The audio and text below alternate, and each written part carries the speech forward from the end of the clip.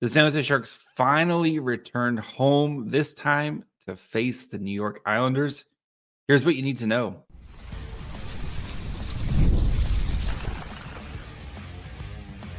You're Locked On Sharks, your daily podcast on the San Jose Sharks, part of the Locked On Podcast Network, your team every day. Hello, welcome to Locked On Sharks, the premier hockey podcast covering your favorite team in the Bay Area. My name is JD Young, caretaker at the Reef, also the co-host of Locked On NHL. I want to thank you for making Locked On Sharks your first listen. Proudly part of the Locked On Network. We cover your team every day.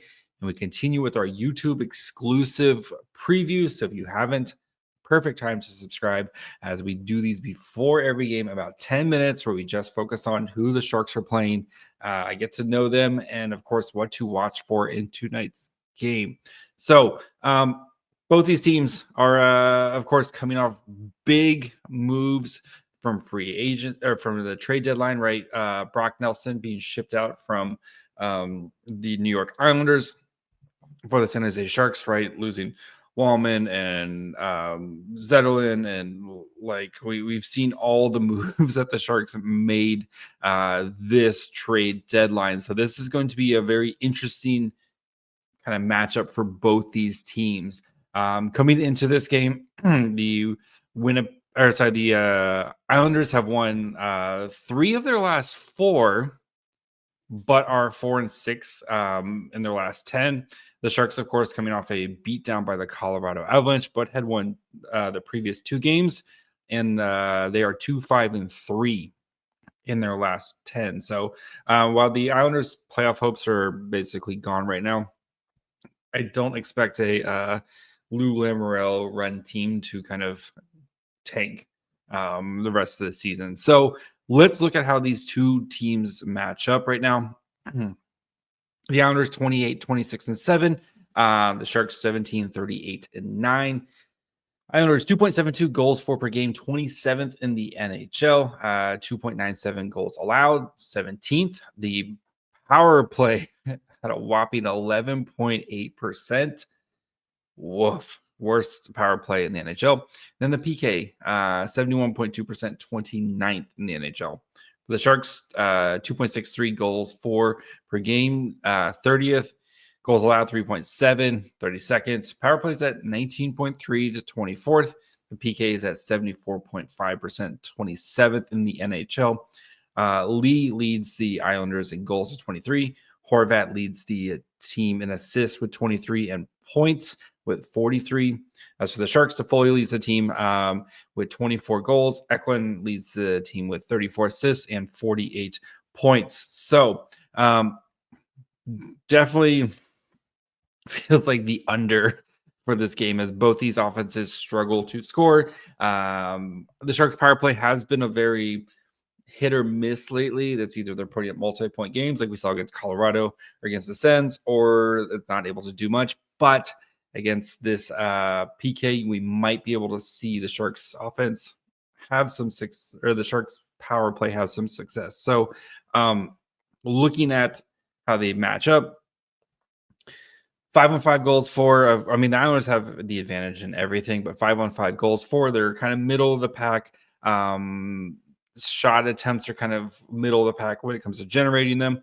The Islanders are actually pretty good at 5-on-5 goals against and expected goals against. They are more than happy to give up some shot attempts, but this is very much like the Islanders statistically are a bit of a better team. Islanders currently 6th in the year division in point percentage, 23rd in the NHL when it comes to point percentage. They're, like I said, their power play is really bad.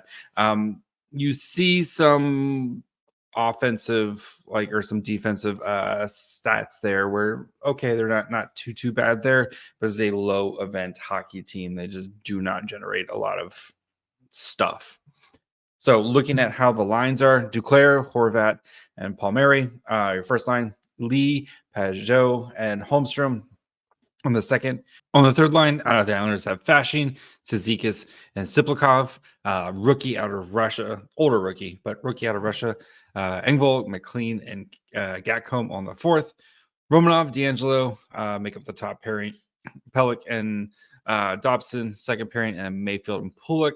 Sorokin and Sherk are in the net. So what to watch for in this game? I think one, especially from the Sharks' perspective, is how do you respond to all the chaos, right?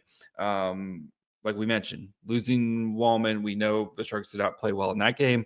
You lost Wallman. You're going to, you don't have Fabian Zetterlund now.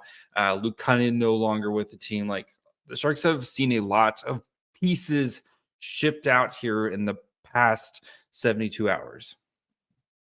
How do you respond to all that? So no idea what the lines are going to look like, right? Because there's just so many moving pieces. We do know Henry Thrun was returned from, or he was reinstated from IR because, as that team is, where he's finally back from his injury. Patrick Giles, Giles has been recalled also from the San Jose Barracuda.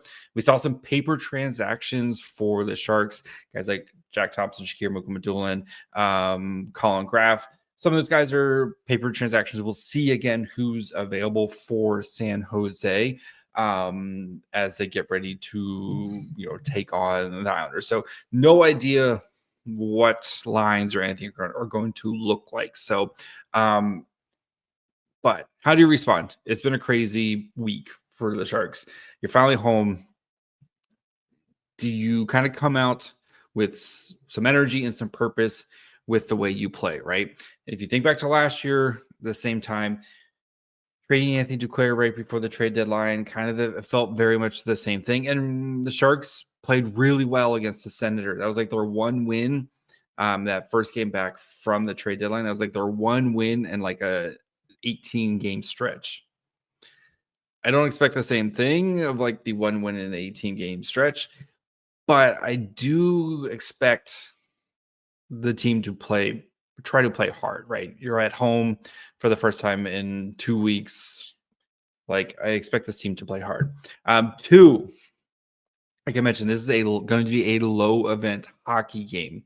While the Islanders power play is not good, you don't want to test them, right? We saw a bit of a parade to the box against the Avalanche. And yes, Islanders power play is bad, but you don't want to keep giving them opportunities in what's probably going to be a very low scoring game. So limit your opportunities that you're giving them and take advantage of the ones that the Sharks do get. And I think that's going to be huge in a game which I do expect to be very low scoring. So any power plays, the Islanders power play isn't that great. The Sharks power play has started to get some momentum here. So I do think the special teams are going to be a huge, huge thing. So, and then finally, what to watch for in this game. How do the Sharks respond on the penalty kill, right? We kind of mentioned, but you're going to have a lot of new pieces and faces, right? No Nico Sturm, no Luke Cunningham, some of these guys who have been mainstays. Colin Graff, I'm sure we'll get some penalty kill time. William Eklund's going to have to kind of pick up the load. Do we start to see maybe Macklin Celebrini get a little bit of penalty kill time? How did these new guys, new people in new places start to kind of respond to new roles? So those are going to be the big things. I think those little details of okay, you do this, you do that. With a lot of new people, expect to see some type of mistake. So I actually do think the Sharks win this game, right? Just like we saw last year with the Sens, I do think the Sharks win this game, but I think it's a low scoring event. I have a 3-2 Sharks win. Put me down for 2 Eklund points. I think he's going to go out there with a bit of a purpose. So give me 2 Eklund points as he continues his hot streak, and the Sharks win 3-2. So we'll break down this game on your next episode of Locked On Sharks, wherever you get podcasts. And of course, you can watch on YouTube as well.